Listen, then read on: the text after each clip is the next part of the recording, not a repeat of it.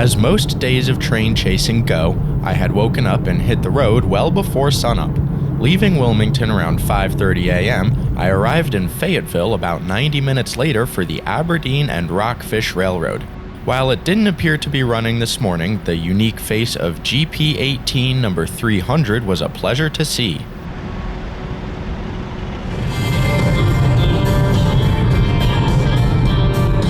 From Fayetteville, I kept moving west through the Sandhills towards my ultimate goal of the day, the Aberdeen, Carolina and Western Railroad. I was welcomed to the railroad's office and engine shops in Candor by this awesome static display, but couldn't stay for long as the day's train number 500 was going on duty at the south end of the line near Aberdeen. Action began almost immediately, headed up by two of the railroad's SD40-3s, both in drastically different but equally ostentatious coats of paint.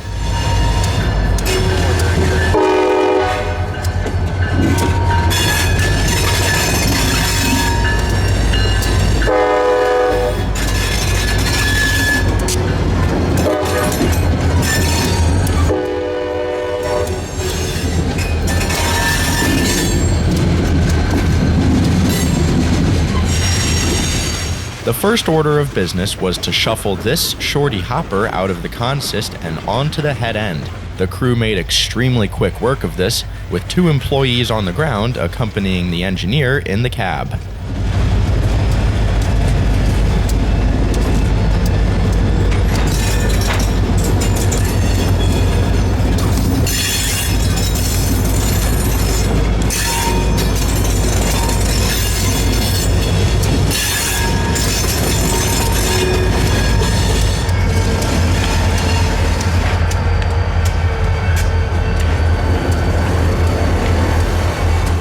While I was anticipating a green and cream leader on today's train, ACWR number 6922 would do just fine.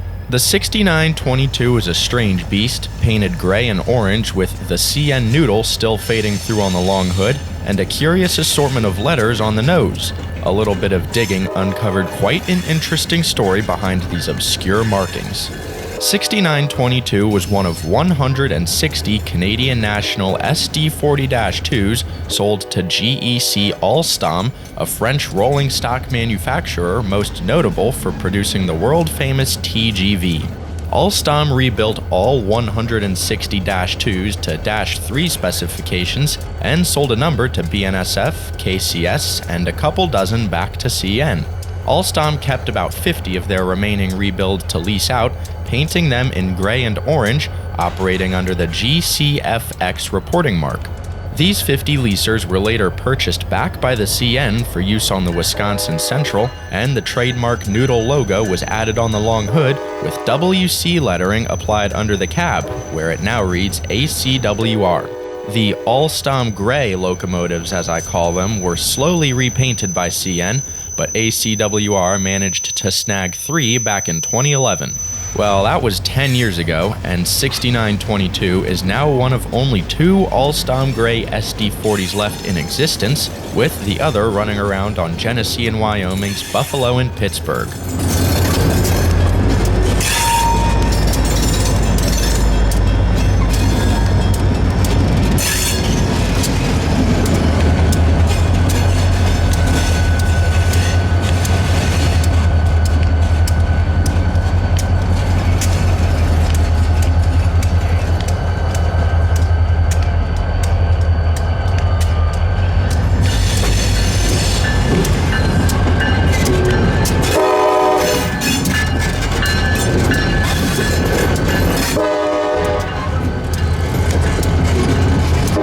All this cool history and uniqueness for such a scrappy-looking engine certainly made up for the fact that I got gypped out of a green leader. I guess I shouldn't speak too soon, however, as the crew moved light towards Aberdeen once switching had been dealt with.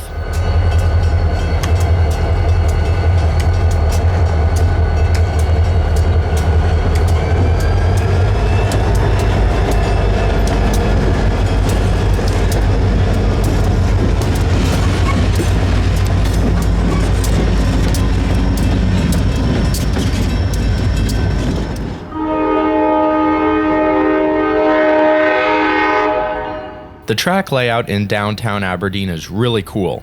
ACWR swings onto CSX at a violently sharp angle, simultaneously cutting in between buildings with no more than an arm's length of clearance.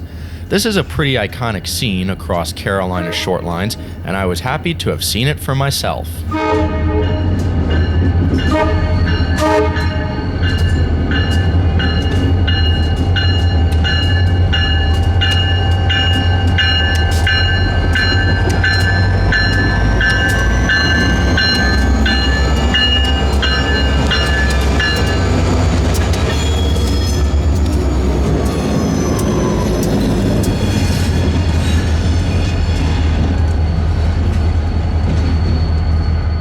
As 500 poked its way down the CSX interchange, I decided to look around downtown. Aberdeen is the western terminus of the town's other namesake railroad, the aforementioned Aberdeen and Rockfish, although word is that A&R only makes a run into town about twice a month from Fayetteville. They do keep extra power in town though, and I was pretty happy to have seen the railroad's CF7 resting comfortably.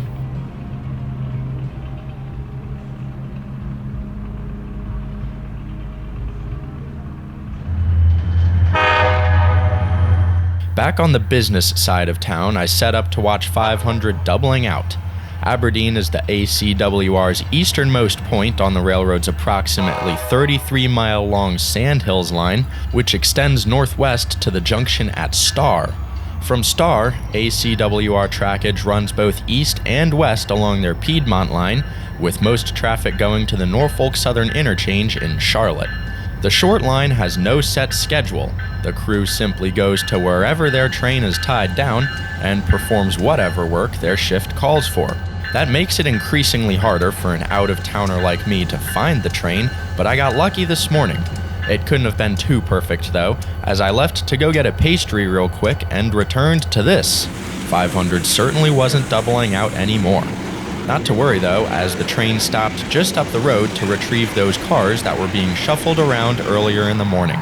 It wasn't too long before 500 was finally underway, and I was waiting outside of Pinehurst to watch the engines negotiate the railroad roller coaster.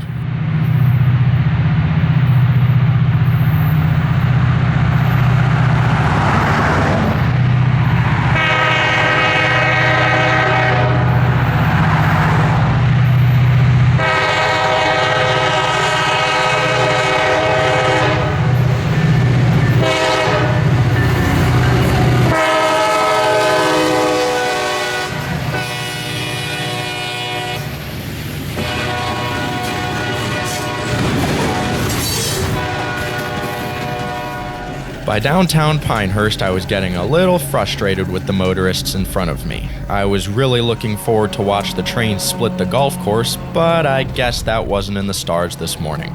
These private cars are super neat though, part of the consist pulled behind the railroad's two ex-Norfolk Southern F units for use on their executive train.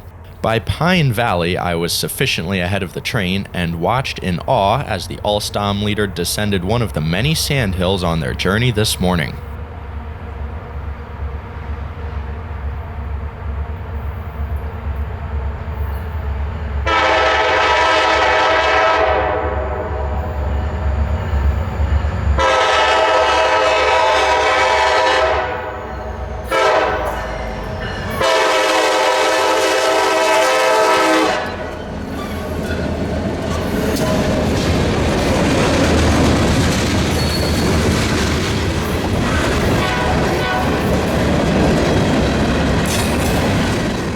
I know I say this a lot, but this has to be one of the coolest lines I think I've chased to date.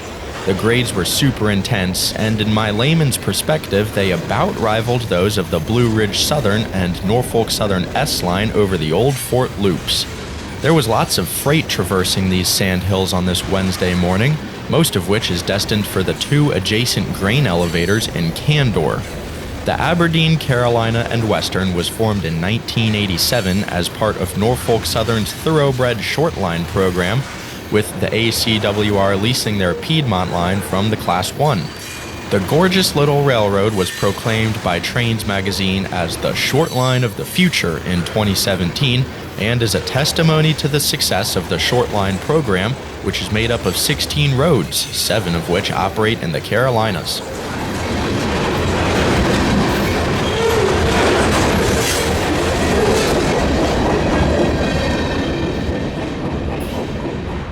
Descending down another grade brought me to Love Grove Road. I don't know if it was just the locations I had picked out or what, but it seemed as if the westbound trip from Aberdeen was mostly downgrade.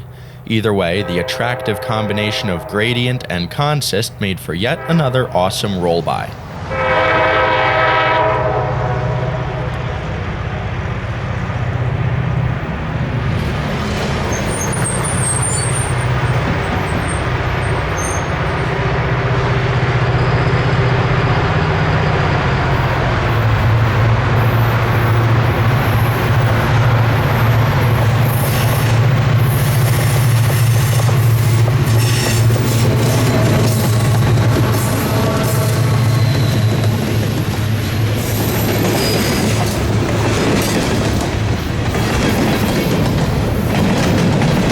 After Love Grove, I made a quick stop in the forest with very little time to set up, and had to go for the handheld shot.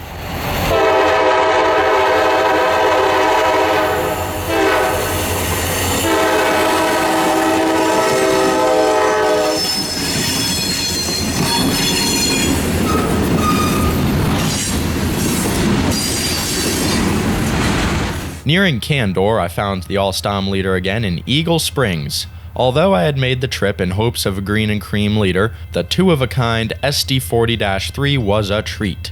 One day this paint scheme will be nothing more than history, so I felt lucky to be able to document it firsthand.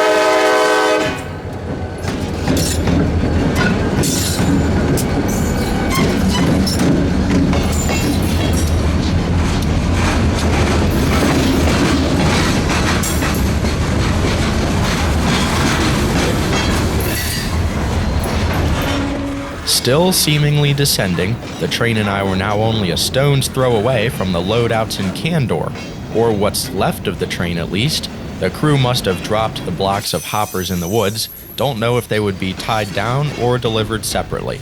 I did, however, get a really cool opportunity to pace this awesome lineup as the train eased its way into the Purdue Farms facility.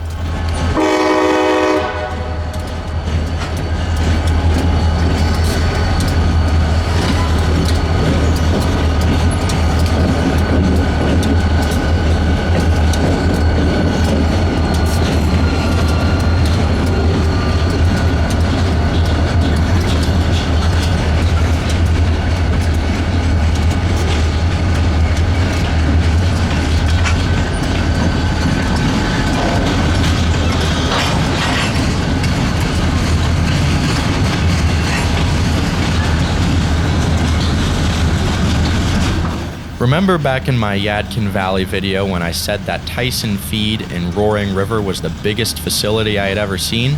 Well, I was certainly eating my words as I gawked at Purdue and the seemingly minuscule SD40-3s.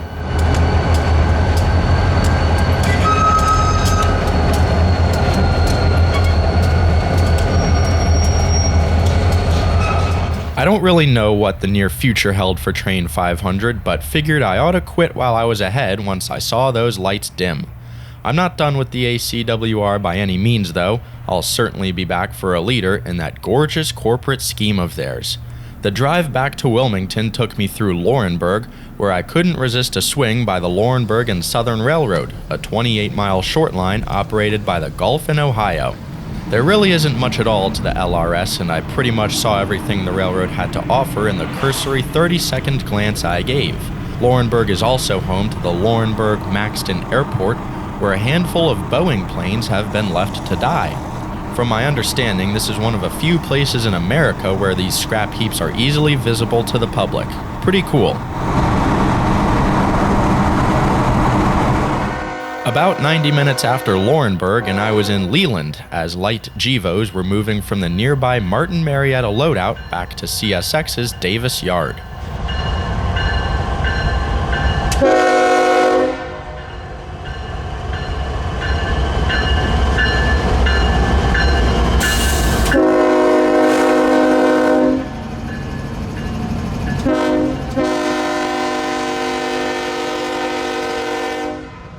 Martin Marietta has two unloading facilities in the greater Wilmington area, one on the west side in Leland and another on the north side in Castle Hayne. The latter is served by CSX W562 and operates a remote-controlled GP9, while Leland keeps a Chattahoochee Locomotive Works GP10 captive to shift cars off CSX W642, whose power I couldn't resist watching roll by one more time.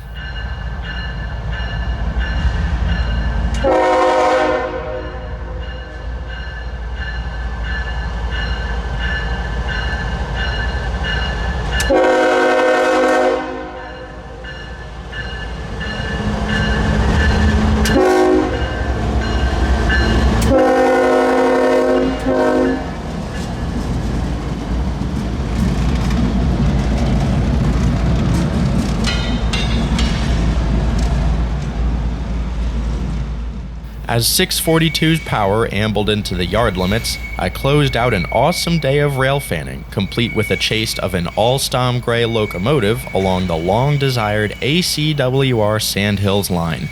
Thanks for rail fanning with me today. I hope you enjoyed this look at some exciting North Carolina short lines as much as I did.